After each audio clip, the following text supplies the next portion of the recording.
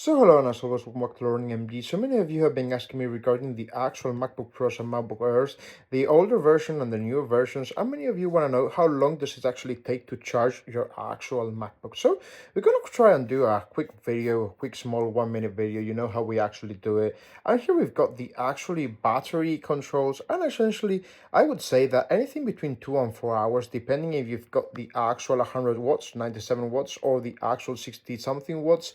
It just depends, but essentially, I do think that it goes pretty fast, the actual charging. So I mean, maybe we've gotten to the level in which if our iPhone doesn't charge below 1 hour, we're thinking something's wrong with the battery, and the same can be applied with the actual MacBook. But essentially, if you charge it and it's charged in about, I would say, 2 hours and a half, 3 hours and a half, I think that it's totally possible that your actual battery is completely normal. My health battery is pretty awesome. As you can see, it's 90% from its maximum capacity, and it's over 2 to 3 years old, and I haven't had any issues whatsoever. So just bear that in mind, okay? I know that we are reaching to peaks in which we want everything to go so quick, so fast, for our battery to recharge real quick. But essentially, if it's taking between 2 and 3 or 3.5 hours to charge, it isn't something uncommon, or it isn't something I would worry about, okay?